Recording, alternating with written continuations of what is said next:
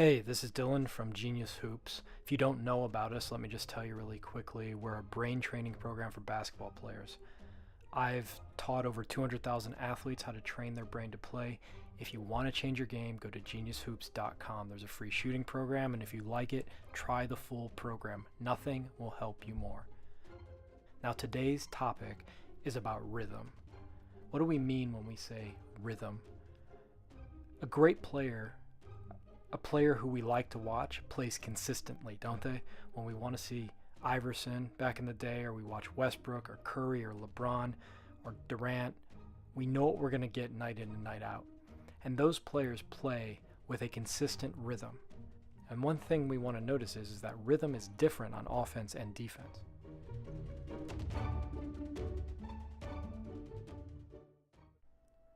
Now, what we teach at Genius Hoops is to play at a 7.5 on offense and an 8.5 or 9 on defense. Now, what's this mean exactly? Well, one way to understand what it means is go to a baseline in a gym, and what I want you to do is run full speed, like at a level 10 to the other end, a full court sprint, like all out Usain Bolt style. Just go for it. Rest a second and then run back at 50%. And then do one more sprint full court at 75%. And 75 shows you the rhythm you should play at on offense. That's the perfect rhythm. You'll notice players that come out and get a charge early in the game or missing their shots long, sometimes are at like a level 10 when they should be at a 7.5. Slow is smooth and smooth is fast. When you're going smooth on offense, you're actually going plenty fast enough. Now let's look at Steph Curry, because he does a really good job of regulating his rhythm. 7.5 on offense and an 8.5 or 9.0 on defense. You'll see on offense how smooth he is, how graceful he is, how he slows down just a bit, and everything is fluid, and even when he pulls the ball from a dribble shot up into his shot, it's very natural, and he has control of his whole body at this 7.5. And you want to remember, slow is smooth, smooth is fast. Again, you're fast enough if you're smooth.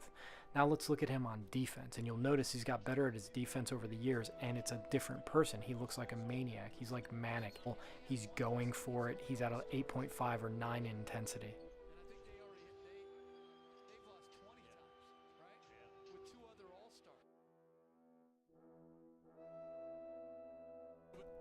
Let's look at what happens when you play with the wrong rhythm at one end of the floor or the other. Now, Westbrook has learned to modulate his rhythm a little bit on offense. He slows it down. You'll notice he walks the ball up the court, and sometimes he's really kind of in that smooth realm, and he's played more consistently since he started doing that. Now, there are times when he can still go up to that 8.9 or 9.0 on offense, and indeed, when he was younger, when he played poorly, he was playing at a 9.0, sometimes a 10.0 on offense. As you can see here, when you do that, you start to compound errors. You don't shoot as well. We're going to get into the reasons why in the next section, but as you can see, errors tend to compound when you're at a level 10 on offense or a level 9 on offense. And now conversely, we can see with somebody who doesn't have enough intensity, who's just playing as smooth on offense as they do on defense, and that's, guess what, James Harden. And we've all seen the clips.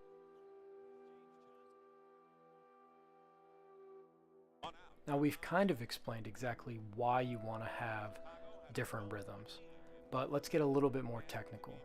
When you play offense, we want you to slow down because it increases the coordination you have. You can actually use your smaller muscle groups more, and you need your fingers and your wrist to shoot a basketball. And if you're calmer, if you're smoother, your coordination increases.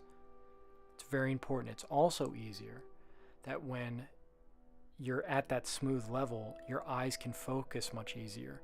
So you don't have quite the tunnel vision. So at 7.5 on offense, we want you to be able to see the whole floor, but in an instant to switch and lock onto the hoop to shoot.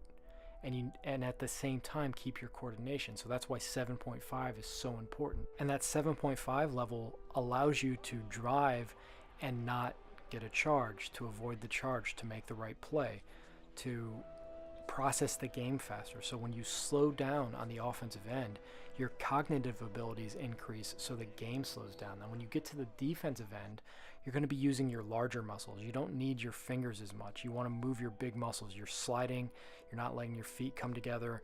It's more of an animalistic end to the floor. And we want you to increase the energy also to try to upset the smoothness of the offense of your opponent. And we want you at 9.0 on the ball so you can like laser-like focus on the center of that person's chest. And then when they pass away and you go into help position, you go down to an 8.5, which helps you have better vision and you can see the floor more. So in conclusion, make sure you mentally switch to a 7.5 on offense, and then when you're on the defensive end to an 8.5 or 9.0. You will play better on both ends. You will be more consistent when you play. You'll get in the zone more and more frequently, because if you can modulate your tempo, you're getting into the actual rhythm of basketball, the rhythm of the game, and what it feels like to play as a really great player plays on both ends of the floor. Your shooting percentage is going to increase. You're going to get more steals. You're going to catch the coach's eye. You're going to catch the college scout's eye. You're going to be a headache for the guys on the other team, and you're just going to have more confidence because you're playing better. If you're really interested in this brain training, go to geniushoops.com. There's a free shooting program on there that will radically increase your shooting percentage, and it also references this rhythm a lot. And the full program is a total way to remake your brain to succeed in basketball. Genius Hoops, we're dedicated to your greatness.